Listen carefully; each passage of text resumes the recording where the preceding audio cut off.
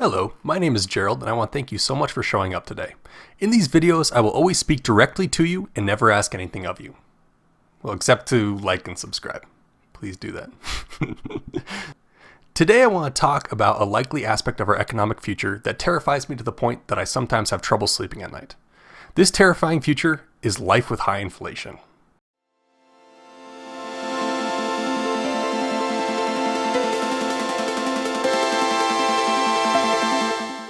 Simply put, inflation is a general increase in the price of goods and services. Inflation has been minimal since the 90s, ranging from 0 to 6%.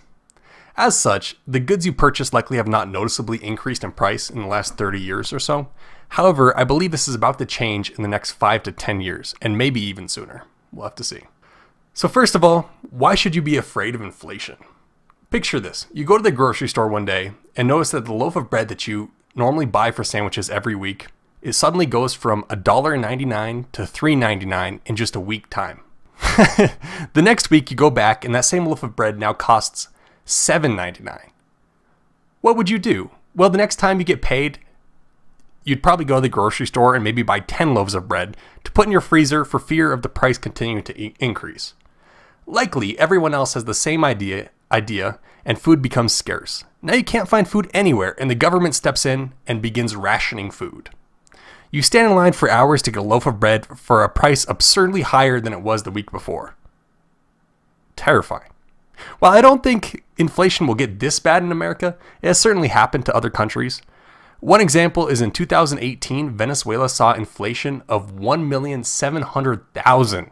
1,700,000% inflation. That is wild. So this is according to a Wikipedia article titled Hyperinflation in Venezuela. It's an easy to look up, and it's honestly a very good read if you guys have a chance. So we will not see inflation at those levels, but even 10% would clearly be absolutely horrible for your bank account. So picture that the money that you have in your savings account decreases in value by 10% a year.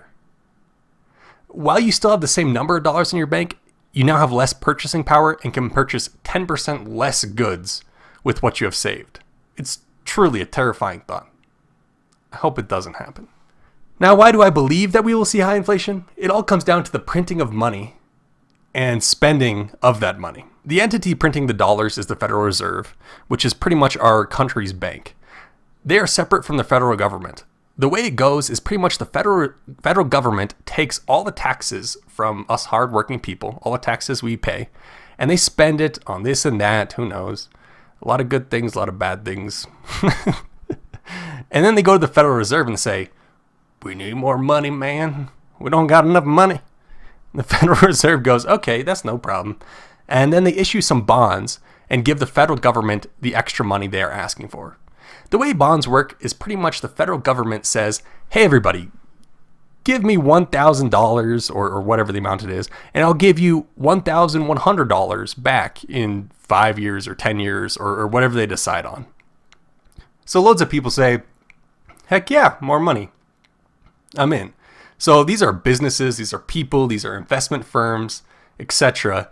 And they're from all over the world, not just the US, the people who are buying these bonds. When those 5 or whatever years pass, the owner of the bond says, all right, give me my money. I want my money back. The Federal Reserve prints $1,100 out of thin air and gives it to them. Now there are more dollars, but there is still the same amount of goods or things to purchase. One factory, for example, may have been selling 100 units of a good they produce on a day-to-day basis, like a daily basis, but now there is a demand for 110 units a day. They can't produce more units because expanding their facility or their factory or whatever it is would be costly and take time. So instead they increase the price and drive the demand back down to 100 units. So this increase in the number of dollars in circulation has been happening for a very long time. So now picture that you give, on top of this, picture you give every American $1,000, which yes, it was needed as people are struggling now. And this did actually happen, as you guys know, as a result of COVID. And they begin paying out unemployment to those who lost their jobs, they print more money to give to businesses so they don't go under, and so on. Those giant $1 trillion packages that we saw rolled out. Now you just have an absolute ton more dollars than you did before. But no one is spending right now. Many are saving their money for fear of losing their jobs, or have lost their jobs and are not spending as much as they did as a result. And so it's just truly not an issue right now. Then, bam, flip the switch. Suddenly the vaccine is distributed worldwide. Everything reopens. People who lost their jobs find new jobs. Everyone starts spending the money they put in their savings account in case they lost their jobs. Spending that $1,000 that the federal government gave them. All of a sudden, everybody wants to buy goods, but there are not enough goods to go around. Prices skyrocket, and high inflation becomes a reality. Will the ramp up of demand for goods, or while the ramp up for demand for goods might be slower than I predict, I think it's going to be like a switch flicked, but it could be a lot slower than that. It could be a slow return to previous levels of spending. But regardless, I think it'll still result in some type of high inflation, maybe only 10%, or maybe only 15%, or maybe only 8%, which is a lot higher than it is right now. I just think it's absolutely inevitable, and we are screwed regardless of what happens at this point. There's no policy we could put in place. That money is already out there. That money has already been printed. I just think it's a matter of time. Okay, so now what should you do to protect yourself? So nothing in this video or on this channel is financial advice, but maybe buy a little gold. For example, turn 10% of your savings into gold. I've been relatively reluctant to do that because gold prices are high, but I do think it's a relatively good play if what I believe will happen does happen. So maybe do that, or maybe buy some real estate that you could rent out to cover your costs, the cost of owning the property. And that's always a pretty good idea as long as you're careful about how you do it. I don't have the capital to do that right now. I'm going to be buying a house pretty soon. And if you don't own a house, if you're a renter, maybe, and you have the money in your bank account to do it, to put down the down payment, maybe buy a house now. Interest rates are low. It's not the worst idea, but make sure your job is safe and everything before you do that, and that you have substantial savings that are like emergency savings to make sure that you don't lose that house that you just bought if you do lose your job. Maybe turn 5% of your savings into Bitcoin.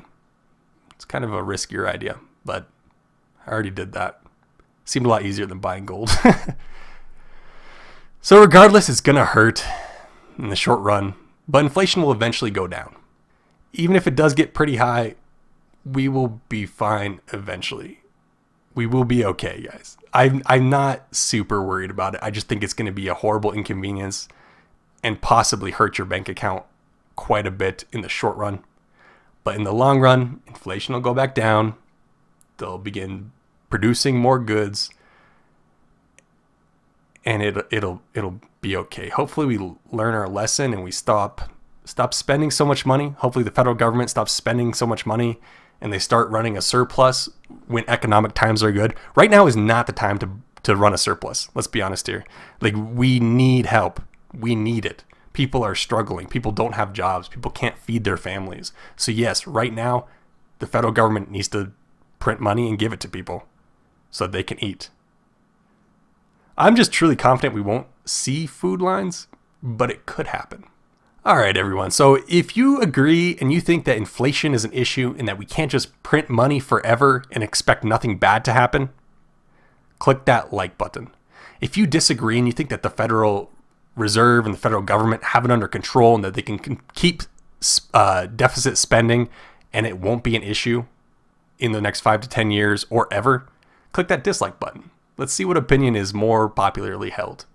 All right, thank you so much for being here, and I'll see you soon.